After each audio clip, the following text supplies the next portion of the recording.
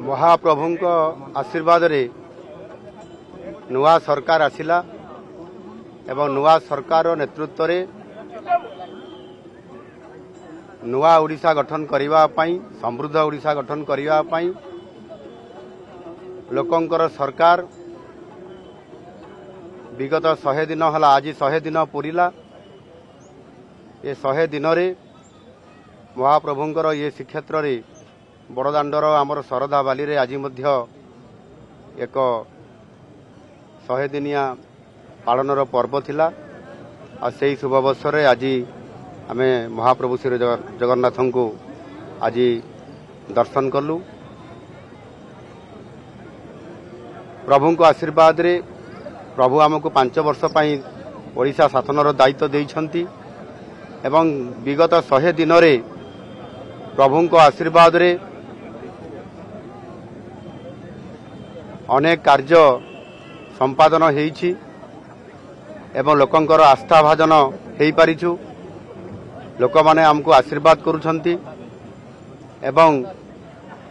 लोक माने किभଳି भाबरे न्याय पाइबे ओडिशार केमिति विकास हबो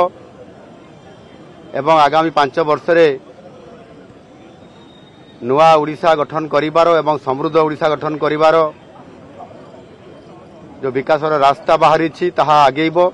सेति पय महाप्रभु को निकट रे प्रार्थना करिछु। महाप्रभु निश्चित भाव रे हमको आशीर्वाद करिसंती एवं आगामी दिन रे ओडिशार विकास भारत वर्ष रे सर्वश्रेष्ठ हबो आ सेति पय प्रभु को निकट रे प्रार्थना जणैछु। प्रभु निश्चित भाव रे हमको आशीर्वाद करिसंती एवं ओडिशा रे सुशासन हबो ओडिशा रे विकास हबो ओडिशा रे लोकन को न्याय मिलिबो ए कथा प्रभु को निकट रे मु प्रार्थना करिछि। प्रभु निश्चित भाव रे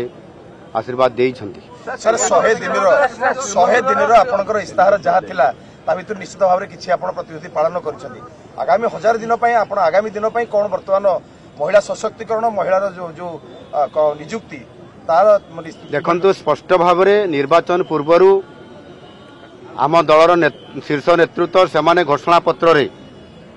पॉलिटिकल मैनिफेस्टो रे बा आमर संकल्प पत्र रे आमे ताकू लिपिबद्ध करी लोकंक पाखु जाइतु सेतरे स्पष्ट अछि ये 5 वर्षर ये मैनिफेस्टो रे समय अनुसार आवश्यकता अनुसार ओडिशार विकास क्षेत्र रे समस्त योजना गुड़िक घोषणा हबो एवं घोषणा मध्य हेइ चलीछि एणु व्यस्त होबार नाही। प्रभु को आशीर्वाद रे ये समस्त काम यथा रीति अनुसार एवं विधानसभा रे एवं सरकारंकर कैबिनेट रे सरकारंकर नीति स्पष्ट भाव रे समय अनुसार हेबो सेति पई निश्चित भाव रे सरकार सजाग अछंती एवं लोकंकर काम करिया पई सब बळे सरकार रेडी अछि।